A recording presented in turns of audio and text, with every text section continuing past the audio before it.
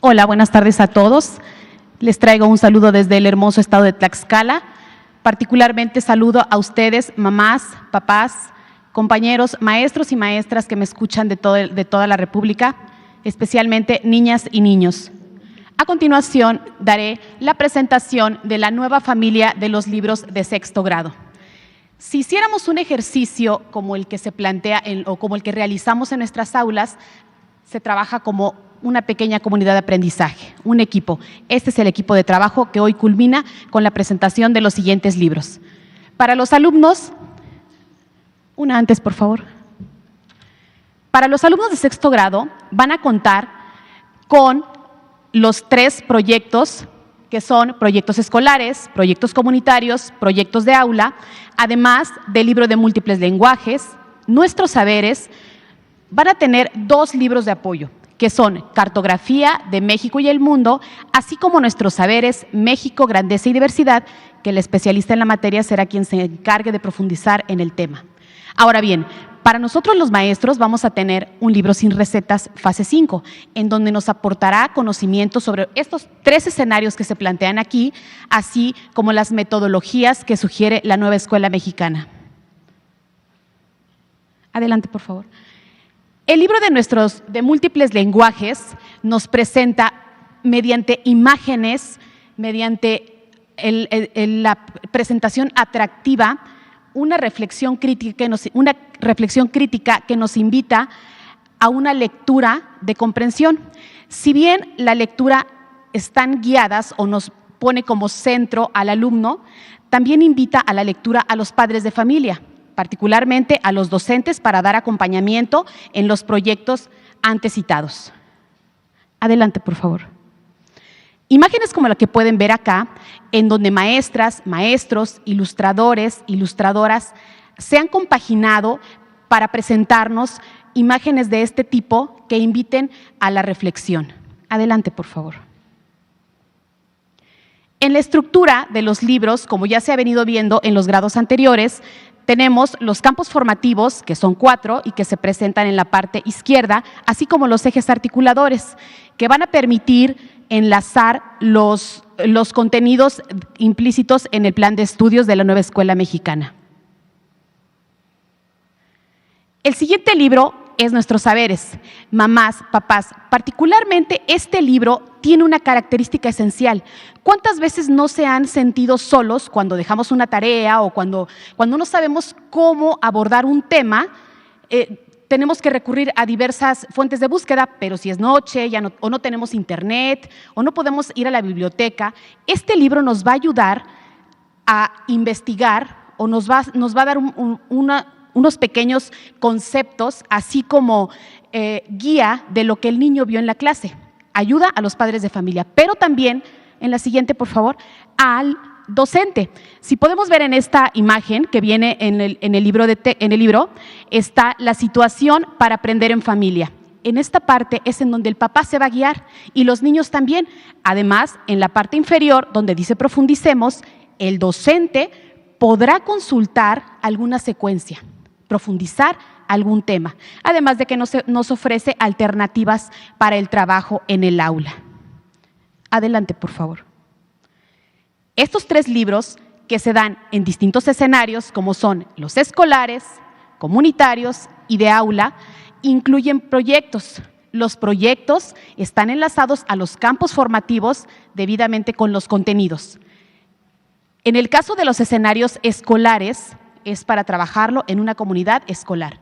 En el caso de los comunitarios es para ir más allá de las paredes del aula, más allá de las paredes de la escuela. Es para contribuir en el contexto en el que tanto se ha centrado la nueva escuela mexicana, en donde ahora debemos contextualizar la educación y poner principal énfasis en diversas problemáticas en donde la educación contribuya con un granito de arena a la transformación del medio. El otro es proyectos de aula.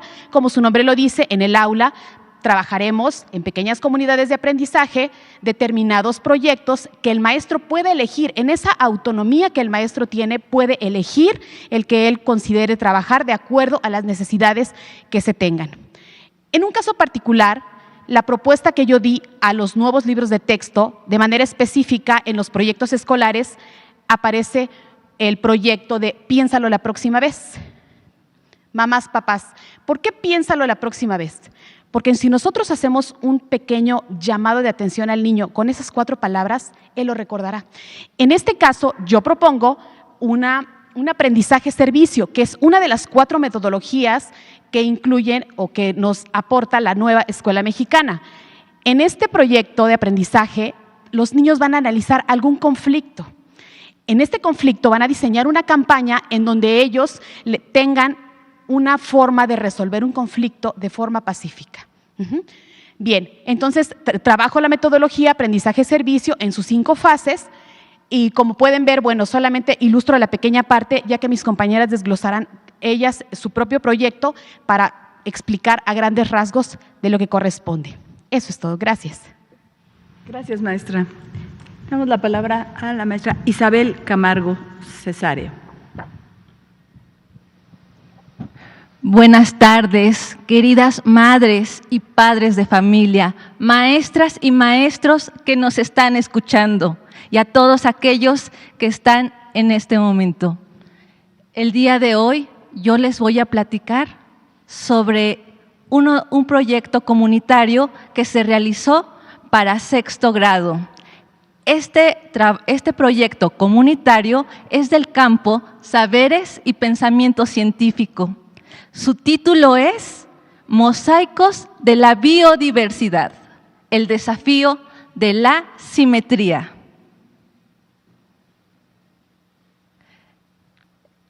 Este proyecto se realizó a partir de un contenido de la SEP que está dentro del programa sintético que corresponde a la fase 5, es decir, a 6º grado. Este contenido y este proyecto se realizó a partir de un aprendizaje que decía, analizamos composiciones de los seres vivos, pero a la vez nuestras niñas y nuestros niños hacen sus propias composiciones a partir del uso de 2 conceptos matemáticos, que son simetría axial y simetría central. La estructura de proyectos por indagación está dividida en 5 momentos y a este campo formativo corresponde el enfoque llamado STEAM. Esos 5 momentos, mamás y papás, que vamos a encontrar en el desarrollo de este proyecto es, número 1, saberes comunitarios. ¿Qué va a pasar aquí, mamás y papás? Nuestros niños nos van a decir qué es lo que saben sobre el tema de la simetría y de la biodiversidad. El momento número 2 es indagación. Es uno de los momentos más importantes del proyecto porque ahí se desarrollan las respuestas a 3 preguntas que nuestros niños y niñas van a investigar. Por eso es el momento de la indagación. El momento número 3 se llama comprendemos. ¿Qué pasa aquí? Que los niños van a analizar sus hallazgos de la investigación. El momento número 4, que también me parece uno de los más divertidos, es el de socializamos y aplicamos, porque a los niños se les va a proponer un reto de realizar un prototipo. Y además, nuestras niñas y nuestros niños van a elegir cómo lo quieren dar a conocer a su comunidad. ¿Por qué? Porque aprender en comunidad es aprender unos de otros, apoyándonos, siendo solidarios. El aprendizaje en conjunto y en colectivo se va a nutrir de todos los saberes de todos. El momento número 5 se llama reflexionamos el camino andado. Hay una valoración de nuestros niños y de nuestras niñas sobre qué trabajo se ha venido haciendo, qué aprendimos, qué habilidades son aquellas que nos han servido durante la elaboración de esta investigación. Como ya les había mencionado, el título del proyecto es Mosaicos de la Biodiversidad, el desafío de la simetría, y está formado por 3 ejes articuladores. Uno de ellos se llama pensamiento crítico, porque nuestras niñas y niños van a leer, van a buscar información. Nuestros niños y niñas no solamente van a leer, sino que además van a pensar, ¿qué hago con esta información? ¿De qué manera me sirve para poder comprender la simetría, la biodiversidad? La van a analizar, van a hacer un plan de trabajo, porque en este proyecto Mamás y Papás, los niños van a salir a explorar zonas cerca de su comunidad, y para esto hay que planear. Como cuando vamos al parque, que si llevamos el lunch, que si vamos a ver si llueve, si no llueve, si se ve que va a llover, llevo el suéter. Es lo mismo. A nuestras niñas y niños van a hacer eso, una planeación de ese trabajo.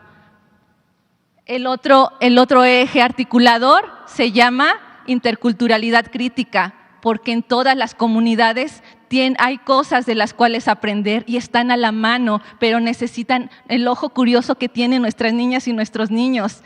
El tercer eje articulador se llama artes y experiencias estéticas, porque nuestras niñas y niños no solo se trata de que ellos copien, a ellos es parte del aprendizaje, pero no lo es todo.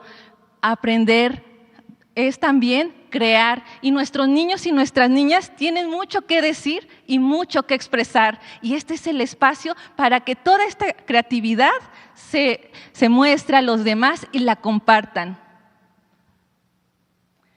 Pero mamás y papás, ¿qué van a hacer nuestras niñas y nuestros niños durante este proyecto? ¿Con qué se van a encontrar en este libro? Bueno, pues lo primero que van a encontrar nuestros niños y niñas va a ser el título, que es Mosaicos de la Biodiversidad, el desafío de la simetría. Es un desafío para que los niños se interesen por él. Después va a haber un propósito en el cual, de manera general, se les va a decir cuáles son las actividades que ellos van a hacer. En este caso, es que los niños van a observar la naturaleza, van a hacer registros, van a además buscar que en los seres vivos haya simetría central y simetría axial, que son contenidos de matemáticas, pero además lo van a hacer al analizar esa información. Y ahora, posteriormente, nuestros niños y niñas se van a encontrar con una lectura, con una narración que trata de tres personas que son niños y niñas como ellos. Y en estos tres, una niña se llama Yunuen, y esta niña llamada Yunuen va a decir que ella encontró una hoja que le encanta y que le parece singular. ¿Por qué? Porque pareciera que está dividida a la mitad por un eje imaginario llamado eje de simetría. Y además le parece encantador que lo que observa del lado izquierdo pareciera que está reflejado del lado derecho. Después tenemos a otro niño de sexto que se llama Gerardo. Y este niño llamado Gerardo, mamás y papás, encontró esa flor que está ahí. Él nos va a decir que se llama Cuetlaxochitl, porque es una palabra que le enseñó su abuelita, que es flor de Nochebuena en náhuatl. Y a este niño le encanta que esta flor, esa flor roja, tiene un centro, y en ese centro puede ubicar que si una de sus hojas rojas la observa del otro extremo, puede imaginar que ha girado 180 grados. Mamás y papás, a eso se le llama simetría central. Después vamos a tener al niño Edaí que nos dice, yo encontré un saguaro en el desierto de Sonora. Y cuando el niño nos describe ese saguaro, es ese que ven ahí, mamás y papás. Es un saguaro en donde ninguna de sus partes corresponden una con otra, es decir, es asimétrico. Después, ¿qué van a encontrar nuestros niños y niñas? Los niños y niñas ya han tenido acercamiento en otros grados con el término simetría, la han ubicado. Y entonces aquí, en el libro de sexto año, van a encontrar 6 afirmaciones. Yo en este momento, mamás y papás, solo les voy a leer una, que es: algunas flores, como la Cuetlaxochitl, son especiales por tener simetría central. Eso lo dice el niño Gerardo. Y nuestras niñas y niños van a leer las otras 6 afirmaciones y van a decir si están de acuerdo con Gerardo o no. Pero no solo es decir sí o no, es también decir por qué, dar argumentos, mamás y papás. Después, como yo les dije, este tema no es nuevo. Nuestros niños van a escribir una afirmación de cómo han vivido en la naturaleza, en su convivencia con los seres vivos, la simetría, y a partir de ello harán una afirmación. Siguiente, por favor. Y ya en la tercera parte de este primer momento, se les van a presentar 3 preguntas a los niños. Ellos, desde lo que saben, van a proponer respuestas. Y es muy importante que dentro de las aulas, nosotros, si vemos alguna duda, que hay algún concepto que aún no está claro sobre la simetría, nos detengamos, que demos atención a esa diversidad que tenemos en el aula y que es tan rica y que nos enseña tanto a las maestras y a los maestros, porque nosotros también aprendemos muchísimo de las niñas y de los niños. Vamos con el segundo momento. El segundo momento se llama indagamos, porque vamos a hacer investigación. Entonces, la siguiente, por favor. Las niñas y los niños se van a encontrar con una pregunta que es: ¿cómo construirían una cámara oscura para observar la simetría central o la asimetría de los seres vivos de su comunidad?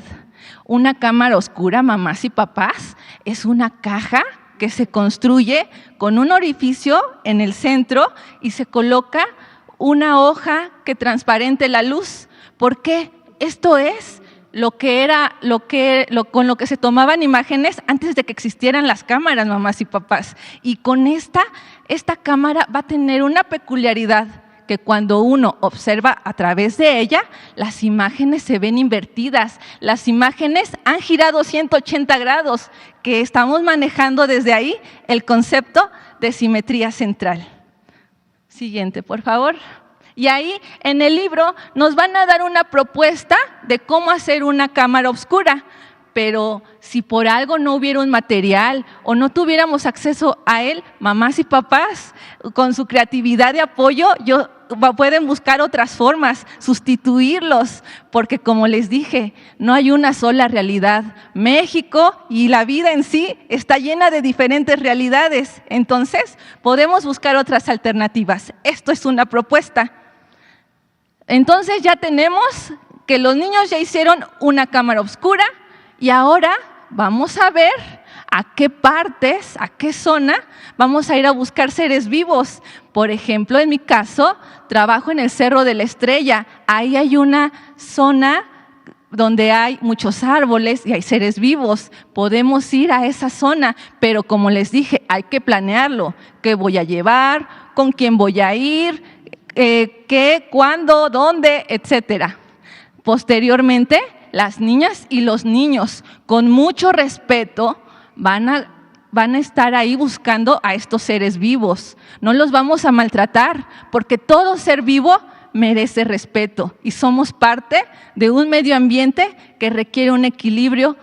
Y entonces, ya encontramos los seres vivos, vamos a hacer dibujos de ellos, porque así es el proceso de investigación. Tenemos que hacer hipótesis y tenemos que hacer registros. Y posteriormente vamos a reflexionar sobre si nos sirvió nuestra cámara oscura o no nos sirvió, o qué podríamos mejorar en ella. Siguiente. Bien, la segunda pregunta es: ¿qué composiciones geométricas observan al analizar la naturaleza de la comunidad? En esta parte, nuestros niños ya fueron al jardín, ya fueron al parque o ya fueron al bosque a buscar esos seres vivos. Pero ahora, ¿qué va a pasar? Que nuestros niños adivinen qué. No tienen solo un ejercicio para practicar la simetría central y la simetría axial. No tienen 2, tienen muchísimos de todas esas muestras que a ellos les resultaron interesantes, de aquello que ellos observaron. Entonces, en todos estos seres vivos que ellos dibujaron, van a trazar ejes de simetría, van a contar cuántos ejes de simetría, pero también van a verificar con uso de su regla si es simetría o no es simetría. Si lo que está en un lado se refleja en el otro, y en el caso de la simetría central, si lo que yo observo en un lado se ve en el otro y ha girado 180 grados. Después, los niños van a platicar sobre Oye, ¿cómo le pondríamos a los seres vivos que tienen un solo eje de simetría? ¿Cómo le llamamos a aquellos que tienen varios ejes de simetría? ¿Y cómo le llamamos a aquellos que no tienen ningún eje de simetría? Posteriormente a estas propuestas de nuestras niñas y niños, va a venir dentro del libro el concepto formal de qué es la simetría central, que es el concepto nuevo. Pero si igual, como les dije, hay alguna duda, tenemos un material que se llama, y del que le habló la maestra Irma, que se llama el libro de nuestros saberes. Y ahí viene qué es la simetría, cuáles son los instrumentos de medición, qué es el centro de simetría, etcétera. Después de esto, nuestras niñas y niños ya tienen sus dibujos, ya trazaron los ejes de simetría. Ahora, ¿qué van a hacer? Van a realizar un registro de cuántos seres vivos tienen simetría central, cuántos axial, cuántos tienen ambas y cuántos son asimétricos. Siguiente, por favor. Vamos con la pregunta 3. ¿Cómo construirían sus propias composiciones usando el juego de simetría? Mamás y papás, todos hemos ido al bosque, hemos estado en un jardín. ¿Cómo nos sentimos cuando estamos en ese espacio? Tenemos emociones. Convivir con la naturaleza no es solo ir, sino que además nos llena de algo. Entonces, nuestras niñas y niños van a platicar sobre qué sintieron en ese encuentro con la naturaleza. Y después van a bioinspirarse. ¿Por qué? Porque eso que están sintiendo y eso que aprendieron a partir de esas observaciones, lo van a convertir esos seres vivos que dibujaron, lo van a convertir a figuras geométricas, trapecios, triángulos, rectángulos, etcétera. Y con ello van a hacer un mosaico a través de figuras geométricas. Después viene la fase 3. Ya hicimos todo este camino, pero ahora ¿qué va a pasar? Pues vamos a seguir trabajando con estos conceptos. Aquí se va a hacer un análisis de los hallazgos sobre lo investigado. Y tenemos nuestra tabla que ya llenamos, pero ahora vamos a hacer gráficas, a ver cuántos seres vivos hay con esta característica de simetría central, axial, asimétricos, combinadas. Vamos a hacer un conteo. ¿Para qué? Para poder hacer una afirmación, una conclusión de qué tipo de simetría predomina en los seres vivos. Después, en el libro les van a decir, reflexiona sobre cuál es la importancia de la simetría en los seres vivos. ¿Qué pasaría si algo que es simétrico no fuera simétrico y fuera asimétrico? Que, por ejemplo, a alguien, que una mariposa no tuviera un ala, ¿qué pasaría? Es para ello esta reflexión, puesto que la simetría es importante en todo momento. Cuando nuestras niñas y niños se observan frente al espejo, ahí está la simetría. Tengo dos brazos, pero podría ser que nosotros los seres humanos seamos asimétricos. Si pensamos en nuestros órganos, del lado izquierdo tenemos un corazón y del otro no. Entonces, es esta parte de que nuestra realidad, las matemáticas, están presentes en todo momento. En la sección de socializamos y aplicamos, se les pone el reto a los niños de, ok, ya hiciste tus composiciones, ya te bioinspiraste, pero ahora te voy a poner un reto. En el libro les van a dar las bases de cómo se hace un papalote convencional, que es en forma de rombo, pero el reto es ahora, tú niño, tú niña, vas a proponer a partir de tu inspiración, de lo que te gustó, de lo que tú encontraste, vas a proponer un papalote. Y posteriormente, los niños y las niñas van a elegir cómo van a dar a conocer ese conocimiento. Porque como les había dicho, aprendemos en comunidad. Y entonces ellos van a ver si quieren hacer una feria de la simetría, una feria de la ciencia, o si hablan con su maestra o maestro y le dicen, maestra, nos gustaría aquí en el grupo dar a conocer los resultados de nuestro trabajo en una ceremonia cívica, y habrá que organizarlo, y para eso vamos a estar todos ahí. Entonces, esta sería esta parte, pero ahora vamos con el momento 5, que no es menos importante, que se llama reflexionamos el camino andado. ¿Qué va a suceder aquí? Nuestras niñas y niños van a evaluar cuáles son las habilidades que pusieron en juego, cuáles fueron sus fortalezas, cómo lo mejorarían. Si su papalote no voló, no pasa nada. ¿Por qué? Porque estamos en un proceso de aprendizaje. No es solo una paloma, un tache, es cómo voy a mejorar aquello que no me salió bien, porque todo problema tiene una solución. Después van a identificar las habilidades que fueron fundamentales. La anterior, por favor. La anterior. Y luego contestan cómo les fue al manejar la cámara oscura y el juego de geometría, cómo consideran las implicaciones de la simetría axial y central en la fabricación de objetos y cómo resolvieron las dificultades que se presentaron, porque cuando realizamos un proyecto, pues siempre habrá algo que mejorar y habrán retos que se nos pongan. ¿Por qué este proyecto es comunitario? Porque, como les había mencionado, todos y todas aprendemos de todos, pero además porque ese contacto con la naturaleza nos va a apoyar para sentirnos parte de ella, que no es algo ajeno, y que entonces todos dependemos de esto y de ese equilibrio que haya, de esa simetría. Ahora, en caso de que nuestros niños y niñas tengan más interés sobre este tema, tenemos el libro de múltiples lenguajes en donde se explora en la lectura. Qué bello descubrimiento el tema de la simetría, donde nos dice que la simetría está en el universo, está en los seres vivos, es parte de nosotros.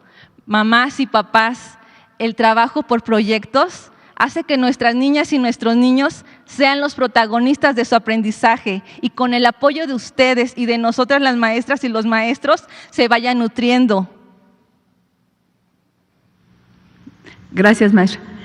Adriana Yolanda, por favor.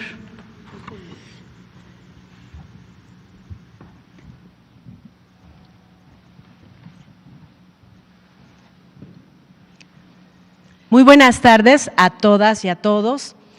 Soy Adriana, soy docente mexicana, soy normalista, también estudié en la universidad y pues me siento muy contenta de estar en este escenario para poder socializar con nuestro país el contenido de un proyecto de aprendizaje que diseñé para el libro Proyectos Comunitarios, sexto grado de educación primaria. Especialmente le envío un saludo a las mamás y a los papás de familia que nos están visualizando a través de las diversas plataformas, a través de la televisión y también nos escuchan en la radio. Un abrazo para las niñas y los niños y, por supuesto, todo mi cariño y respeto para las maestras y los maestros de México. Pues este es el proyecto. Lleva por título El Plan B, Inspectores Especiales del Cambio Comunitario. El propósito debe ser conocido por las maestras, los maestros, las niñas y los niños y también por las mamás y los papás. Si me permiten, lo voy a leer textualmente como aparece en el libro de texto. Dice así: en este proyecto de aprendizaje-servicio, investigarás cómo se organiza tu comunidad y elaborarás una bitácora de detective, con el fin de brindar un servicio solidario y de beneficio colectivo a partir de la atención a un problema del cuidado del medio ambiente que afecta la vida social y personal de los habitantes. El propósito, la intención didáctica siempre debe ser conocido en un proyecto, porque es nuestro faro, es la guía por la cual vamos a caminar. Continuamos, por favor. Quiero enfatizar y hacer un comentario, si me lo permiten, acerca del libro de manera integral. Proyectos Comunitarios Sexto Grado es una obra colectiva en la que orgullosamente participo junto con más de 130 personas, contabilizaba en la página de derechos y bueno, entre correctores de estilo, editores, coordinadores de cada campo formativo, los innovadores, ilustradores gráficos, pues es una obra intelectual que suma todo el interés para que nuestras niñas y niños puedan alcanzar el máximo logro de aprendizajes, que es el objetivo que marca el artículo 3 de nuestra Carta Magna. La estructura curricular ya la expuso mi colega, la maestra Irma. Cada libro se divide en 4 campos formativos, que yo creo que los reporteros que están aquí presentes ya los conocen y los podemos evaluar. ¿Me pueden decir cuáles son? Levanten su mano. ¿Se saben el primero? Bueno, a ver, ¿sí? ¿Escucho a alguien? Adelante. No, están muy callados. Este grupo necesita animarse. Lenguajes, saberes y pensamiento científico, ética, naturaleza y sociedades, y de lo humano y lo comunitario. Particularmente a este campo formativo me llena de emoción ser parte de él porque trae todo el enfoque humanista de la nueva escuela mexicana. Ahora bien, de los 3 escenarios que ya se comentaron, el áulico, escuela y comunidad, este libro privilegia totalmente la salida de nuestros saberes a la aplicación dentro de nuestra comunidad. ¿Con qué fin? Fíjense bien, se empodera a las infancias, porque a las niñas y a los niños se les enseña a través de este libro y sobre todo a través de la reforma curricular que pueden transformar pequeñas realidades a partir de lo que ellos saben y lo que van aprendiendo en el camino. Eso es maravilloso. Pertenece a la fase 5, quinto y sexto grado, este es particularmente de sexto grado. Ahora bien, pues ahí está la portada, dicho sea de paso, felicidades a los ilustradores gráficos de todo el país que participaron. Vean qué bonita, ahí se ve una señora vendiendo frutos y una señora con una niña y un niño en una plaza donde hay un mercado. ¿Qué lugar más emblemático para identificar a una comunidad que un mercado? El campo formativo al que pertenece este proyecto, que tuve la fortuna, la oportunidad y estoy muy agradecida de haber diseñado, el Plan B Inspectores Especiales del Cambio Comunitario, pertenece, reitero, a este campo formativo y los ejes articuladores en los que se trabaja y nos dieron libertad de seleccionar de entre los 7, yo consideré que eran pensamiento crítico e interculturalidad crítica. ¿Y por qué el adjetivo crítico? Fíjense bien, desde Paulo Freire, como un gran pedagogo que marca un antes y un después dentro del desarrollo de la historia de la educación latinoamericana, se nos invita a trabajar a través de preguntas.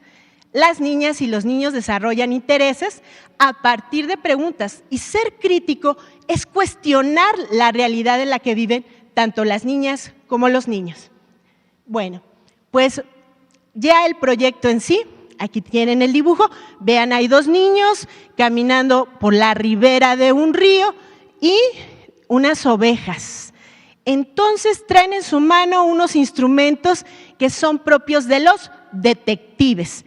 ¿A quién no le gustan las historias de detectives? Por lo menos leía estadísticamente que en las casas editoriales se sabe que los niños entre 10 y 12 años gustan de las historias de detectives y agentes especiales. Por eso retomé esa idea. Ahora bien, las metodologías a las que hacía mención mi compañera que me antecede en la palabra, pues aquí se retoman indudablemente 2. La primera, el aprendizaje-servicio, que es un método para unir el aprendizaje con el compromiso social. Es aprender haciendo un servicio a la comunidad. No somos pioneros en México en relación con esta metodología. Quiero compartirles que en Europa y en algunos países de Latinoamérica ya han echado a andar esta metodología con gran éxito.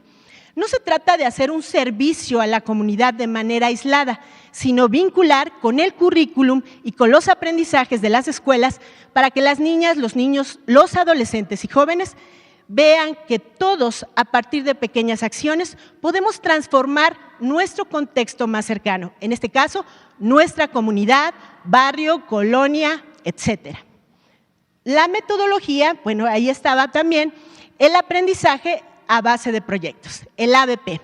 El aprendizaje basado en proyectos es una metodología ya de antaño, les puedo decir que tiene más de un siglo, empezó a echarse a andar en los Estados Unidos de Norteamérica. Quien fue el primero en echarlo a andar fue todo el movimiento de la escuela activa. Viene a mi mente William Kilpatrick en 1918, alumno de John Dewey, grandes precursores del activismo, donde se promueve que las niñas y los niños sean protagonistas activos de su propio aprendizaje. Esa es la idea. Y aquí está la estructura del proyecto. Creo que ya están bastante familiarizados, ya no voy a leer uno por uno de los aspectos que comprende este proyecto, sino vamos a verlos en sí. La que sigue, por favor. Bueno, punto de partida. Les quiero comentar cómo fue el proceso de construcción del punto de partida. De acuerdo con la metodología del aprendizaje basado en proyectos, el punto de partida debe ser el momento en el que atraemos la atención de las niñas y los niños para anclar su interés. Entonces, había escrito yo un cuento, pero durante el proceso del que quiero decirles, fui guiada de manera pertinente todo el tiempo por especialistas, tanto de la Dirección General de Materiales Educativos como de otros ámbitos. Me sugirieron que en lugar de un cuento, porque había escrito un cuento muy largo, muy inspirada la maestra, pero para las niñas y los niños tal vez no sea interesante. Entonces, para darle vida a este libro, se me ocurrió, con base a la retroalimentación que me hicieron favor de brindar, construir una historieta. Y como pueden ver, dio como resultado el Plan B, una historieta que trata de proyectar la idea central de este contenido para las niñas y los niños. Todo parte de un pequeño llamado Arturo, que va camino a la escuela, como pueden ver en las imágenes, va en sexto de primaria para que tengan empatía, para que se sientan identificados, y de repente podrían regresar la anterior, nada más para que vean la tragedia de la que es testigo. Bueno, encuentra unas ovejas muertas. ¿Por qué creen que se murieron? Ahí empieza la labor inquisitiva de las niñas y los niños. Continuamos, por favor. Y ve a la dueña de las ovejas. Ustedes saben que nuestro país es multidiverso, pluricultural, y se trató de construir una historieta que fuera universal y fuera reconocida en todos los contextos para que pudieran identificarse tanto las niñas como los niños. Y lo que podemos ver, bueno, pues ahí está la dueña, que es Doña Blanca, que está muy afligida porque se le murieron sus ovejas. Entonces se encuentra Arturo a su mejor amigo, que es Ulises, y le comparte la situación. Se quedan muy preocupados. Llegan por fin a la escuela y está la maestra Alejandra. Y bueno, pues el tema de clase que están estudiando, curiosamente, es el diseño de un proyecto de vida. Continuamos. Luego entonces, si nos regresamos a la anterior, por favor, para que tengamos la secuencia. Recuerden que una historieta es un texto discontinuo, pero sí debe haber cierto orden al momento de leer. De esta manera, las niñas y los niños practican la lectura, practican la escritura y movilizan sus saberes acerca de diferentes tipos de textos. Y miren ustedes, bueno, pues la maestra le pregunta de plano al personaje de la historieta, le dice: Arturo, ¿y qué vas a estudiar de grande? Y el niño contesta de manera honesta, y me basé en muchos hechos reales de escuelas en las que he acudido como observadora. Le dice que no sabe qué va a estudiar. Un niño de sexto grado difícilmente tiene definida la vocación. Sin embargo, de algo está segura, que no quiere quedarse en su comunidad porque le parece fea y que a lo mejor se quiere ir a los Estados Unidos como sus primos. Esta es una constante en muchos lugares de nuestro país. Sin embargo, la maestra atinadamente le dice: ¿sabes qué? Vamos a diseñar mejor un plan B, porque ese es tu plan A. Siempre debemos tener un plan B. ¿Y cuál es el espíritu de este proyecto? Decirles, mamás, papás, niñas, niños, maestras y maestros, que siempre debemos tener, además de un pensamiento crítico, un pensamiento alternativo. ¿Esto qué quiere decir? Que tenemos una idea acerca de cómo solucionar un problema, pero debemos también pensar en una segunda solución. Esto es el plan B. una estrategia. Y si no queda, pues un plan C. Y bueno, aquí tenemos, observen niñas y niños, que de repente Ulises, el amigo que ya conoce todo, le dice a la maestra, oiga, maestra, ¿y si en lugar de ver hoy el proyecto de vida, nos ponemos a investigar por qué se murieron las ovejas de Doña Blanca? La maestra, obviamente, como casi todos los maestros, tenemos una estructura de planificación. De momento le dice al niño, no, vamos a seguir con nuestro tema de clase. Y entonces Ulises, muy atinado, le dice, ¿y por qué no hace un plan B de su clase, maestra? Un plan bisagra, un plan que permita unir a la escuela y la comunidad. De hecho, la B esconde esa unión, ser bisagra entre escuela y comunidad. Y bueno, la maestra, ante la presión de los alumnos, vean ustedes, dicen sí, y si quieren ser inspectores, detectives y agentes de este caso, y todas las niñas y niños, porque les encantan, no sé a ustedes, a mí, la edad que tengo, no voy a decir cuál es, me siguen encantando las historias de detectives. Continuamos. Y bueno, pues empiezan a armar una investigación. El espíritu siempre de un proyecto es que las niñas y los niños se pongan a investigar. Y como son interdisciplinarios, escuchen bien, se movilizan todos los saberes, se aplican conocimientos de español o lenguajes, de matemáticas, de ciencias, también de sociología, antropología, economía, porque son interdisciplinarios los proyectos de aprendizaje, que son además una propuesta flexible que puede adaptarse a diferentes contextos, a diferentes circunstancias. El maestro, la maestra tiene la autonomía de cambiar lo que él considere pertinente, de seguir o no esta secuencia, porque por eso tenemos autonomía profesional. Y bueno, pues empieza la investigación. ¿Quieren saber qué pasó con las ovejas de Doña Blanca? Y bueno, pues empiezan a fungir como detectives y agentes especiales para hacer un cambio. ¿Y por qué deviene lo del cambio comunitario? Bueno, ¿qué creen que les pasó a las ovejas? A ver, díganme ustedes, como especialistas de la información, deben saber qué pasa cuando tenemos un problema de carácter ecológico y ambientalista de esta naturaleza. ¿Qué ocurre? ¿Causas? A ver, díganme. ¿Qué pasó con las ovejas? ¿Quieren saber qué pasó? Lean la historieta completa a partir de la página 340 del libro Proyectos Comunitarios para que se enteren del desenlace. Bueno, voy a tratar de ser más breve para cerrar esta presentación. La que sigue. La siguiente parte del proyecto, donde vamos a identificar las necesidades que tiene la comunidad, parte de dos circunstancias. En primer lugar, vamos a utilizar dos materiales que son fundamentales. Las niñas y los niños con material reciclable para asumir un rol, porque los proyectos siempre van a asignar roles a las niñas y a los niños. En este caso van a ser detectives y agentes especiales del cambio comunitario.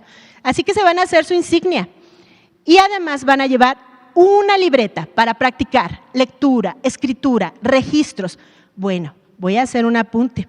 Se dice que desde la época de Leonardo da Vinci, uno de los intelectuales, un polímata más destacado de todos los tiempos, pues registraba en un cuaderno observaciones, conocimientos y sus apuntes eran espléndidos. Soy muy partidaria del registro porque de esa manera las niñas y los niños están construyendo su aprendizaje a partir de la lengua escrita.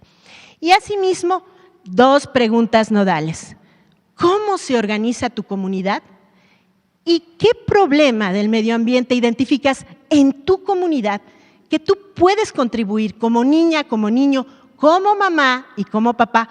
Porque también son actores y protagonistas de este tipo de metodologías que es el aprendizaje-servicio. La que sigue.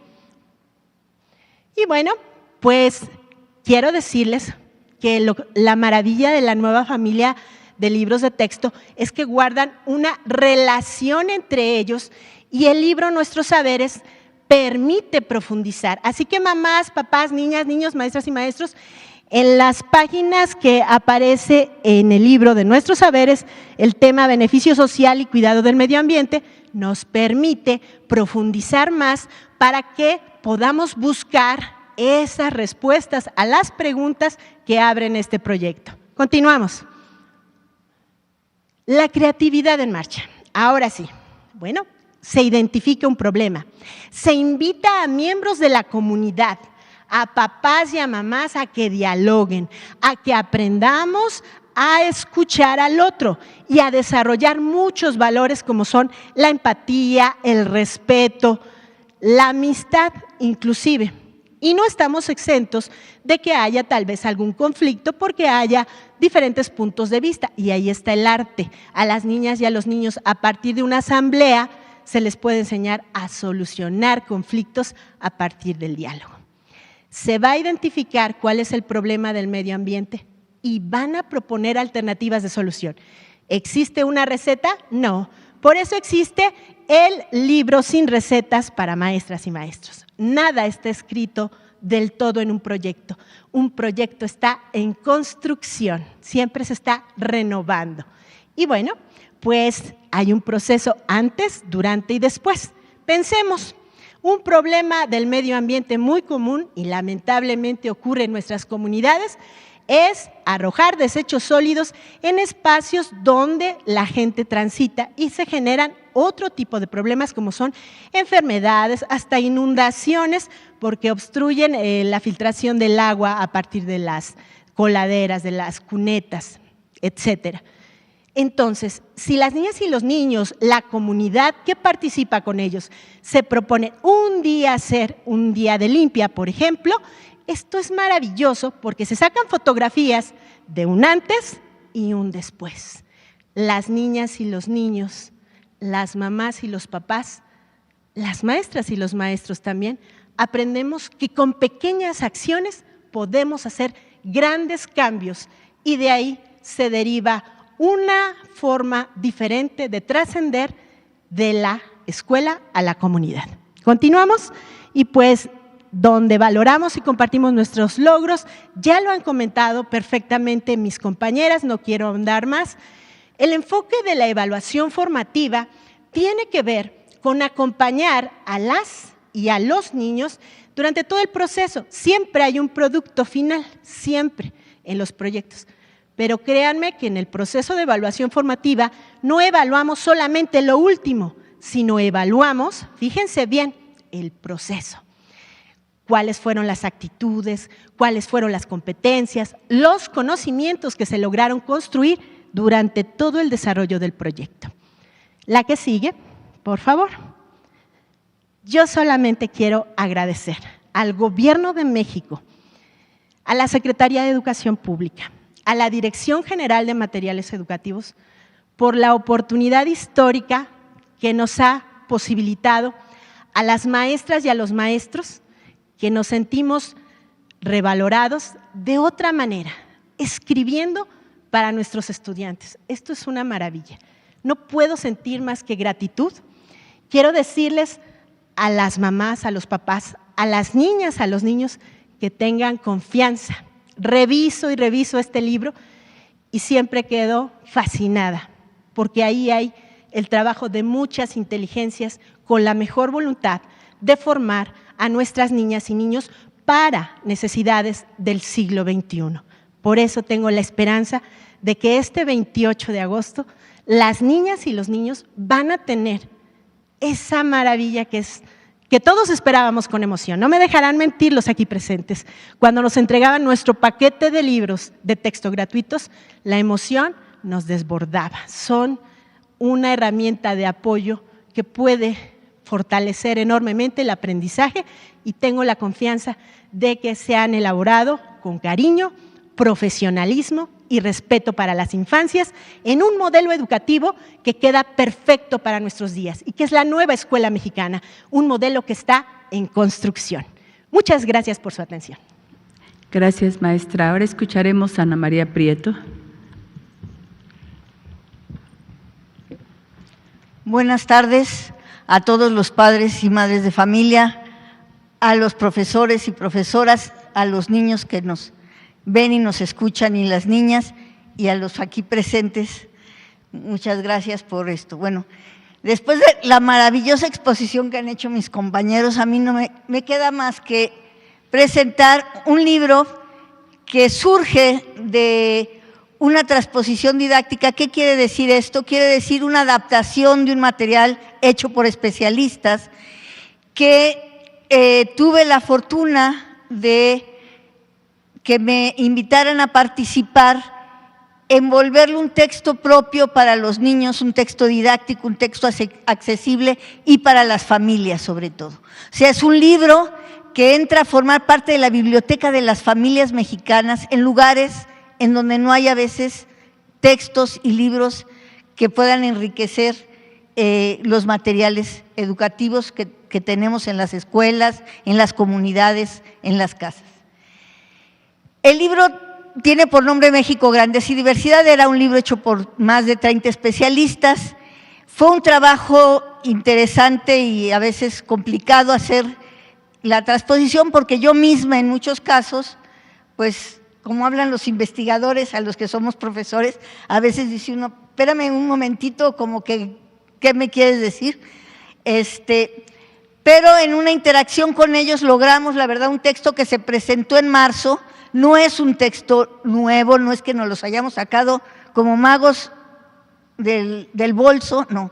En marzo se presentó como un material de apoyo para la escuela junto con la SEP, el INA y la SEP, y el formato en principio estaba pensado para hacer unos fascículos pequeños, pero el costo y la distribución desafortunadamente no fueron muy viables, porque requeríamos algo mucho más accesible en términos de costos y distribución. Por eso se compendió en un solo volumen que lleva por título Nuestros Saberes, México y Diversidad.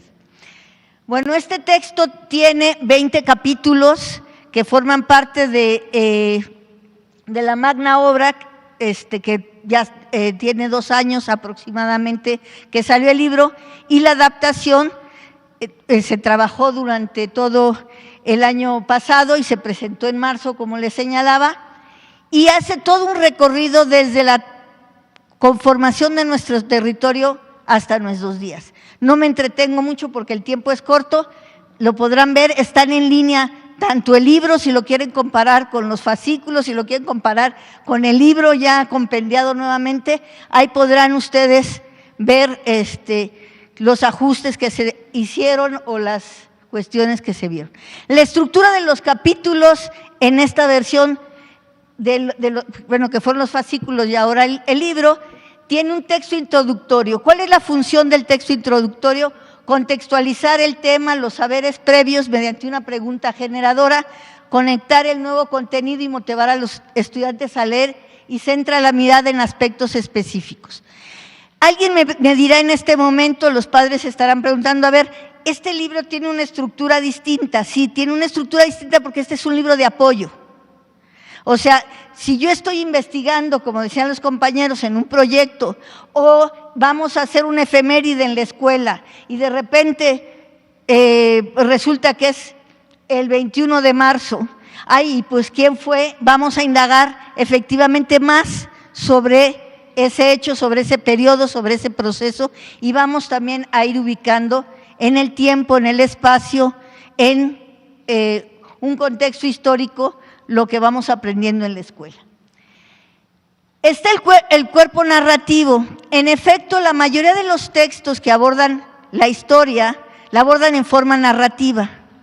O sea, esto es invariable, ahora sí te van siendo como un cuento que te va llevando de la mano, pero no únicamente en forma narrativa que nos ubique en el espacio y en el tiempo, que descubre continuidades y cambios, y eso se trabaja mucho en los proyectos, a ver qué cambió, qué no cambió. Yo me acuerdo un proyecto que hice con los niños. Yo tenía una asignatura que en aquella época, desafortunadamente, gracias a que ahora ya es por proyectos y es oficial, antes se tenía uno que esconderlos, hacía los viernes los proyectos escondidos de los supervisores porque no llevaba el libro, porque antes se pensaba que el profesor era analfabeta, nos pensaban analfabetas, y pensaban que necesitábamos un librito que, a ver, das el pasito, ahora el otro pasito, Y no te vayas para otro ladito porque voy a venir y te voy a hacer el examen y te voy a preguntar cuál fue el pasito. No, por fortuna, ahora el pasito lo defino yo junto con mis compañeros, con los padres de familia, ustedes que están ahí viéndonos, con los mismos estudiantes que son el centro de nuestro quehacer, en donde todos somos protagonistas y actores, y sobre todo lo maravilloso de esta propuesta es que ya no es el saber acabado, rígido, descontextualizado, sin sentido, sin significado, sino lo que ven es transformarme y transformar la comunidad. Es ser solidarios, entrar en colectivo, en comunidad. Es otra manera de pensar, no es el individualismo de yo aquí y yo sí sé y yo me saco 10 y tú te sacaste 5, lero, maro, mero, yo sí voy a ser exitoso y tú no. No es eso, ¿sí?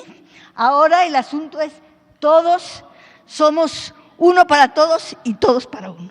Bueno, entonces se trata de reconocer a los diversos sujetos, de ver los momentos diferentes, en el texto narrativo, de ver las causas y las consecuencias. El que existan estos textos, pues va a ser un apoyo que también ahora con los medios de comunicación y el internet, hay muchos otros apoyos. Si alguien no está de acuerdo con este, pues busque otros. ¿Para qué nos peleamos? ¿Verdad? Pasemos a la próxima. La reflexión final recapitula sobre aspectos fundamentales, propone cambios, continuidades, aprecia el contraste del devenir histórico, se contrastan y establece una relación pasado, presente y futuro, yo diría incluso.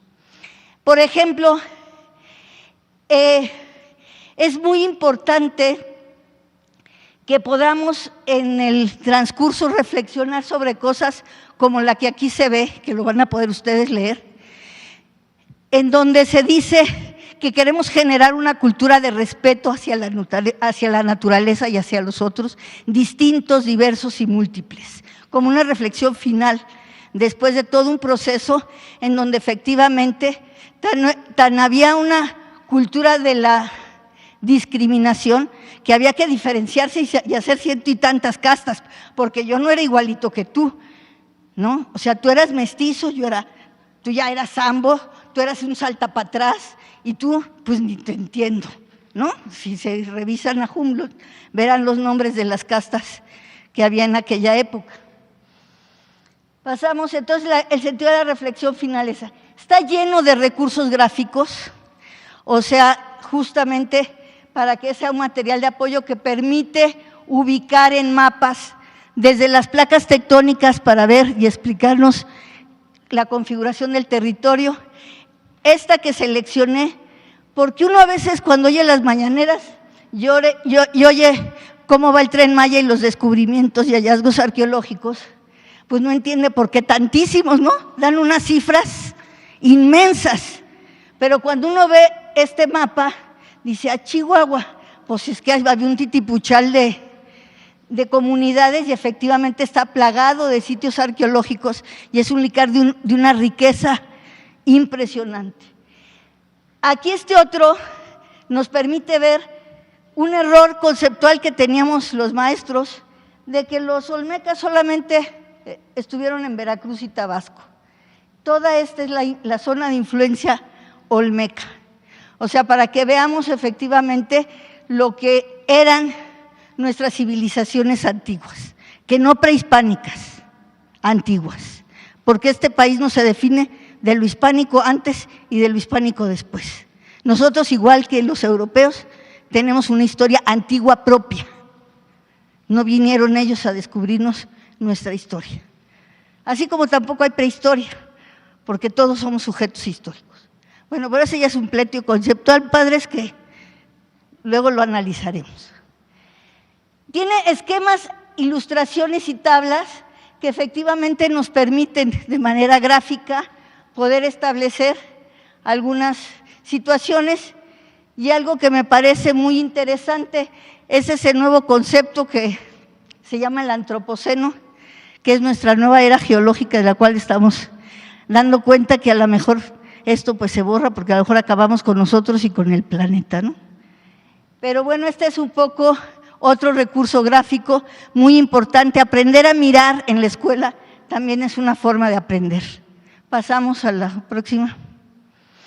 Pinturas, si se fijan, tratamos de recuperar también el elemento artístico, que es uno de los ejes articuladores, estético, en términos de toda la profusión de imágenes que se ponen en el texto, de distintas épocas, de distintos autores, algunas muy rudas. Aquí vemos efectivamente que puede desatar el análisis de aprender a mirar, cómo se está tratando a la maestra, de los pelos la están sacando, para que aquello de que si no había violencia de género, ¿verdad? Pasamos a la siguiente. Los grabados y caricaturas, que bueno, son toda una historia en nuestro país, ¿no? Tenemos una gran riqueza en términos de lo que fue la gráfica popular, de lo que era el periódico La Orquesta y los ilustradores de aquel entonces, de lo que fue también la época posterior, y no se digan pues los actuales, que también son muy buenos. La fotografía, que como vemos acá, a veces la fotografía habla por sí misma, pues yo no tendría que hablar de la desigualdad lacerante en este país, nomás con ver esa imagen, pues puedo ver que hasta le pusieron una barda para que no veas lo feíto, ¿no? Porque pues sí, la pobreza es feíta, por eso queremos acabar con ella, porque bonita pues no es, pero lo que no nos gusta es que hayamos bonitos y feitos, y a los feitos pues hay que taparlos, de todo, ¿no? Hasta de los libros, los tapamos, para que no se vean. A la que sigue. Y bueno, ¿qué aporta este campo? Esto se inscribe en el campo de ética, naturaleza y sociedades a la formación integral de los estudiantes.